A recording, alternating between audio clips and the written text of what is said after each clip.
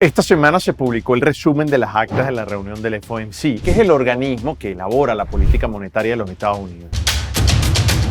Las decisiones, los consensos a los que llegaron en esta reunión han hecho que la Bolsa de Valores de los Estados Unidos se haya movido muy errático estos días. Así que en este video te voy a contar qué fue lo que se habló, qué fue lo que se acordó, cómo puede afectar tus inversiones y cuáles son mis expectativas y escenarios para la semana que comienza, tanto para el mercado de futuros, criptomonedas, el oro y el petróleo. Empecemos como todos los domingos este TradingView en su episodio 185.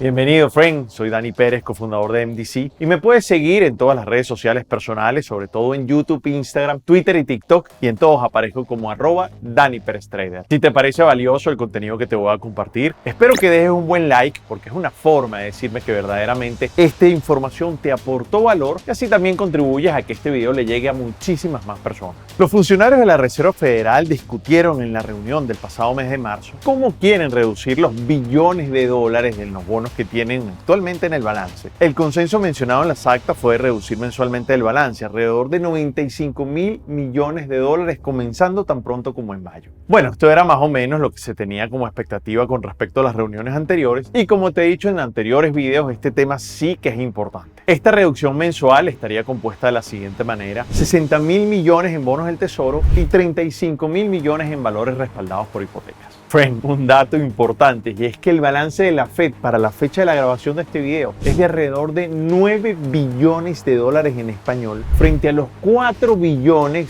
justo antes de la pandemia. Si sacas los cálculos de manera muy sencilla, esta decisión que te acabo de comentar puede producir cierto escepticismo sobre hasta dónde podría llegar la reducción de este balance. Por ejemplo, friend, de seguir ese ritmo que se propone, podría llevar entre 5 y hasta 8 años en liquidar por completo esas participaciones. Ahora, si a eso le pones que existe la posibilidad que nos encontremos muy pronto ante una recesión, bueno, tenemos entonces que contemplar la posibilidad de que la Fed tenga que nuevamente agregar esas posiciones a su balance. Por ese motivo, friend, siento que hay escepticismo porque las distorsiones pueden durar muchísimo tiempo. Bueno, además de tocar el tema del balance general en esas reuniones, los miembros del FOMC también discutieron el ritmo en que deben hacer los aumentos de las tasas de interés, y los miembros se inclinaron hacia hacer movimientos bastante más agresivos. De hecho, las actas apuntan a que los posibles aumentos de las tasas estén alrededor de los 50 puntos básicos en las próximas reuniones. De hecho, friend, así se quería hacer en el pasado mes de marzo, pero la incertidumbre sobre la guerra en Ucrania disuadió a algunos funcionarios de realizar ese movimiento, y por eso fue que lo hicieron de 25 puntos básicos. Porque es que recuerda que en teoría vienen aumentos de tasas de interés en todas las reuniones que quedan en el año, que son estas 6 fechas que te estoy poniendo aquí, y así seguramente vamos a ver si lo hacen con la misma agresividad que menciono. Por ejemplo, muchos están esperando del mercado que ese aumento sea en el total del año alrededor de 250 puntos básicos. Eso significaría que en las 6 reuniones que quedan, más o menos el promedio debería ser por encima de un aumento de 40 puntos básicos. Es decir, es muy probable que en 4 reuniones quieran aumentar 50 puntos básicos y en 2 reuniones 25 puntos básicos. Pero bueno, eso puede variar. Lo cierto del caso es que un aumento de 250 puntos básicos en lo que resta del año, a mí me parece bastante agresivo. De hecho, antes de que se publicara esa acta que te estoy comentando en este video, el gobernador de la Reserva Federal, Brainerd, dijo el martes pasado que bajar la inflación va a requerir una combinación de aumentos constantes de tasas más una reducción agresiva del balance. Esa declaración de Brainerd el pasado martes originó una larga caída en los mercados. En mi caso, friend, y como lo he dicho en otros videos anteriores, mi primer escenario es que no pienso que en todas las reuniones que se van a dar este año haya un ajuste de tasas, y no creo que sea tan agresivo como te acabo de decir, de 250 puntos básicos en todo lo que restará del año. Así que vamos a ver qué pasa. Sin embargo, un efecto importante que está pasando es que el rendimiento de los bonos del Tesoro de los Estados Unidos siguen aumentando y ha llegado a su nivel más alto desde el año 2019. Bueno, friend, el aumento también continuo de las tasas de interés se ha traducido en que las tasas hipotecarias también han estado mucho más altas, de hecho superando el 5% por primera vez en años. Esto trae como consecuencia que se haya generado una disminución, y escucha bien, del 40% entre un año y otro de las solicitudes de hipotecas. Interesante, ¿verdad? Y bueno, súmale eso que muchos ya están hablando de recesión. De hecho, grabé un video hace ya un par de semanas sobre eso. Y ahora el Deutsche Bank se convirtió en el primer banco importante en también hablar de que viene una recesión en los Estados Unidos, argumentando que tal evento es necesario para controlar la inflación y esperan que se dé para el año 2023. Por eso, Frank, es que la actitud de la Reserva Federal cambió o ha seguido cambiando radicalmente desde la presidencia de Jerome Powell en ese organismo, y es que pasó ahora de ser o tener una actitud ultra complaciente a ser ahora totalmente lo opuesto. Ahora es súper ultra agresiva. Todo esto sumó, Frank, para que esta semana el mercado se moviera bastante fuerte hacia la baja, sobre todo después de los comentarios del gobernador Brainerd, y posteriormente, después de la publicación de las actas, el mercado se puso sumamente errático. Y es que ya sabe, Frank, que al mercado no le gusta para nada la incertidumbre, y una de las misiones para mí que tiene que tener la Reserva Federal en este momento es claridad de cuál va a ser la política que va a aplicar. Así que por eso quiero mostrarte a continuación un análisis directamente en las gráficas, porque te voy a compartir qué es lo que espero para esta semana que comienza, tanto en el mercado de futuros, criptomonedas, el oro, el petróleo. Así que vamos a verlo.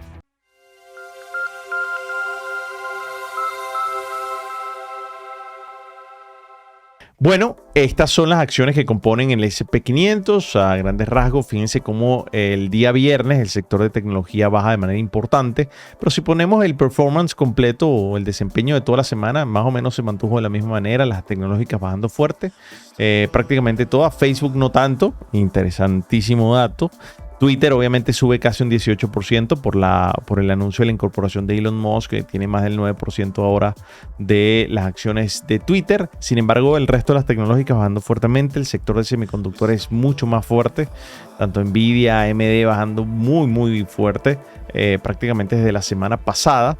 Y bueno, puede ser bien interesante porque hay muchas noticias que están saliendo, o muchos analistas están diciendo que la demanda de todo lo que tiene que ver con semiconductores está realmente bajando. Esto ha hecho que impacte bastante este sector. Sin embargo, siento que pudiera estar trayendo oportunidades interesantes. Yo lo estoy analizando bastante de cerca. Bueno, otro dato que me parece importante tener es que bueno, la energía vuelve a subir de manera interesante, y ahora lo vamos a ver cuando analicemos el petróleo. Si vemos aquí la data del VIX o la gráfica del VIX, nos damos cuenta que reacciona justamente en el soporte. Ok, ahora nuevamente a final de la semana se estabiliza. Ok, así que mientras estemos por encima de este soporte, ok, y suba, eso significa que las acciones en teoría deberían empezar a bajar de precio como lo está haciendo. Así que interesante porque aparte coincide con unas zonas de resistencia importantes. Pero mientras estemos por encima de este soporte, todavía hay posibilidades importantes de que se pueda mover fuerte y aumentar la volatilidad. Y si no, y si logra pasarlo, porque fíjense que el mercado no termina subiendo con determinación. Así que si logra pasar este soporte y llega aquí, bueno, eso significa que nos podríamos recuperar de las caídas de esta semana. Si vemos la gráfica del mini del S&P 500, nos damos cuenta aquí en la gráfica diaria cómo aguanta esta línea 200, y eso es importante. Mientras el mercado esté por encima de esta línea 200, para mí hay una altísima probabilidad, por lo menos más de un 60%, de que el mercado pueda superar y llegar mínimamente al precio de los 4.600. Así que vamos a esperar, vamos a estar súper pendientes.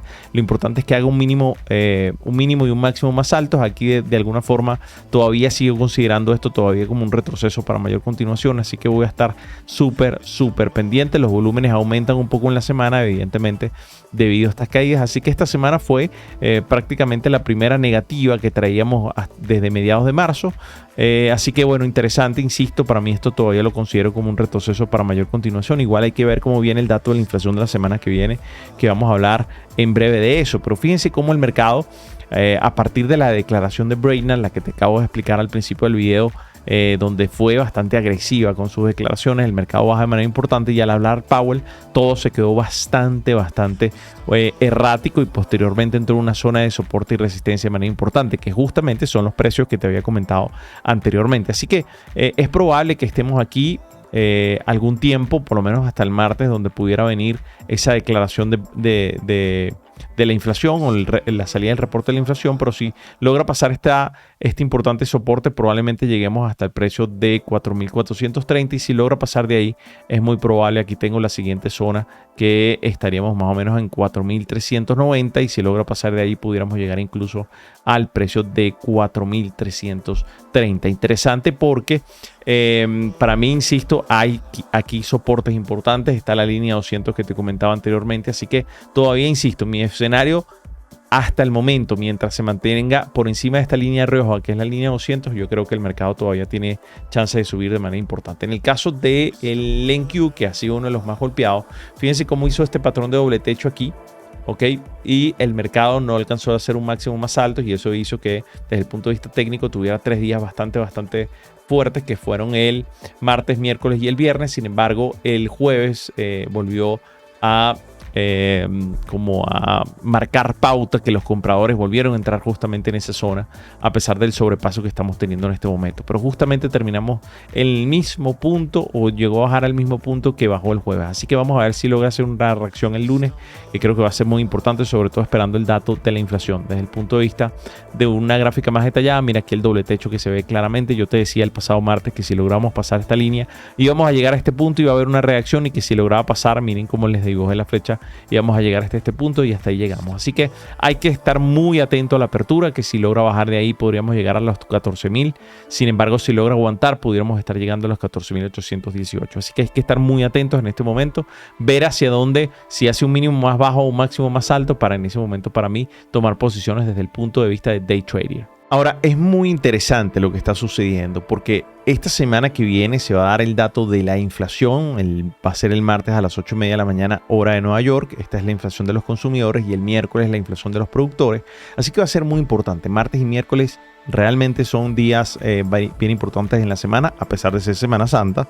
En Estados Unidos solamente el mercado va a cerrar el día viernes, el jueves va a trabajar normal, seguramente con menos volumen de lo habitual, pero el jueves va a trabajar normal. Así que tengamos en cuenta que martes y miércoles va a ser muy importante. Esta semana también empiezan realmente los reportes de las empresas, empieza la parte bancaria. Así que yo creo que desde el punto de vista de esos reportes trimestrales que empiezan esta semana, yo voy a estar súper atento, porque vamos a ver cuáles son las empresas que realmente han podido sortar bastante bien todo el tema de la inflación, y eso va a ser interesante. Yo creo que para mí estos datos de todo lo que tiene que ver con las empresas en su reporte de resultados, pero sobre todo este primer trimestre me da un morbo importante, sobre todo porque necesito entender cuáles son las que se están defendiendo bastante bien, y yo creo que eso va a crear muchísimas oportunidades para tomar unas posiciones bien interesantes. Así que bueno, el martes y miércoles, con esos datos de inflación, más que empiezan los reportes importantes de las empresas, creo que,